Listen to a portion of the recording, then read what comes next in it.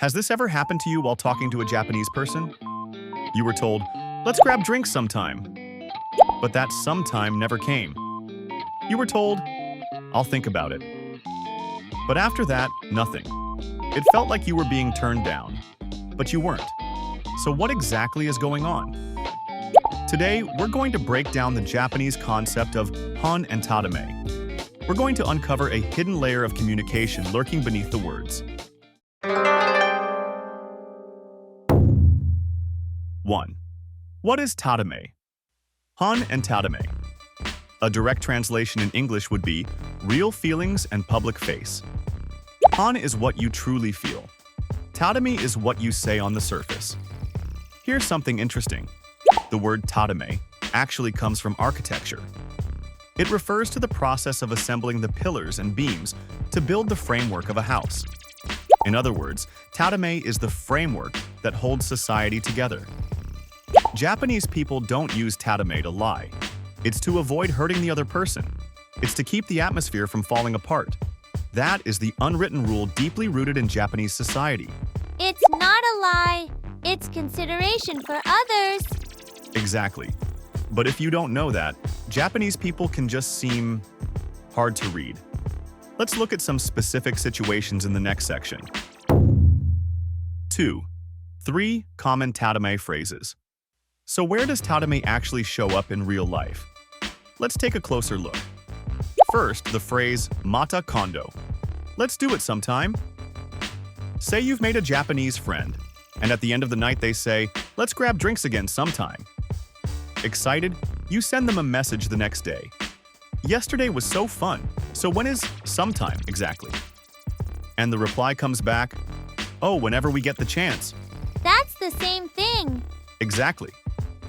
Let's do it sometime, and whenever we get the chance. They mean the same thing. Someday, somewhere, maybe. In English, you might say, see you somewhere in another timeline. Next, the phrase, kentou shimasu. I'll consider it. This one comes up a lot in business situations. If someone says, I'll think it over, that's almost always a sign they're turning you down. When they're genuinely considering it, they'll come back with specific questions or conditions. If you hear nothing back, the answer is no. And then there's daijoubu desu, I'm fine, or it's okay. This one can mean the complete opposite depending on the context. Can I help you? I'm fine. That's a polite refusal. Are you okay? I'm fine. They're not fine at all. They just don't want you to worry. You really can't take any of it at face value. Exactly. But there's a reason for all of this. Let's get into that in the next section. 3. Why did this happen? So why did Japanese people come to rely so heavily on tatemae? For a very long time, Japan's culture was built around rice farming and communal work. Rice planting, managing water, these were tasks no one could do alone, and entire villages had to work together. Because of that, not disrupting the harmony and going along with those around you became deeply important values. Saying no directly means damaging the other person's pride. So instead, people choose words that don't hurt. Over a long period of time, that became embedded in the culture. Even saying no requires consideration for others. Exactly. On top of that, Japan is an island nation. For a long time, people lived almost entirely among others who shared the same culture and the same values. It was an environment where, you don't need to say it, they'll understand, actually worked. When everyone shares the same background and the same common sense, things can be communicated without words. But for someone who grew up in a different culture, that shared foundation simply doesn't exist. And that's why things can get lost in translation. 4. Kyoto, the ultimate form. Tatemae exists all across Japan, but there's one place that takes it to a whole new level. Kyoto. In Kyoto, there's a word called ikazu. It doesn't mean being mean or cruel. It's the art of conveying your true feelings without hurting the other person. For example, say you're visiting someone's home in Kyoto, and in the late afternoon they say, would you like some bubuzuke? Bubuzuke is a simple dish of rice with tea poured over it. If you're feeling a little hungry, you might think, oh, how kind, yes, please. But that would be a big mistake. What they're really saying is, it's getting late. It's time for you to go home. They're telling you to leave. With food? Exactly. The words are soft, but the meaning is the complete opposite. That is Kyoto's version of tatemae. But here's the important thing. This is not meant to be cruel. They're trying to deliver an uncomfortable message in the gentlest way possible. It's consideration for the other person, taken to its absolute extreme. 5. How to tell the difference. So how do you tell tatemae apart from honne? Honestly, it's not easy. Even Japanese people misread each other sometimes. But there are a few hints to look out for. First, check for specifics.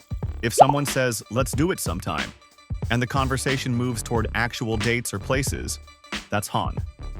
If nothing concrete comes up, there's a good chance it's tatemae. Next, watch for a mismatch between their words and their expression. When Japanese people use tatemae, their words may be soft, but their expression can go slightly stiff. The eyes aren't smiling. The reply comes just a little too quickly. Try not to miss those signs. And if you really want to know the truth, just ask. Once. So when you say sometime, do you have a rough idea of when? That one question can reveal a lot about what they're actually thinking. Is it okay to just ask? Of course. Many Japanese people actually find it easier when you ask them directly. The reason they use tatemae is because they don't want to hurt you. So if you ask in a considerate way, it can actually be a relief for them. 6. Tatemae is a form of kindness. Tatemae is not about lying, it's to avoid hurting the other person. It's to keep the atmosphere from falling apart. But if you don't know that, it can throw you off. Once you do know, though, everything starts to look different. And when you truly get close to a Japanese person, tatemae slowly starts to fade away. That moment is a sign that you've become genuinely close. How was that?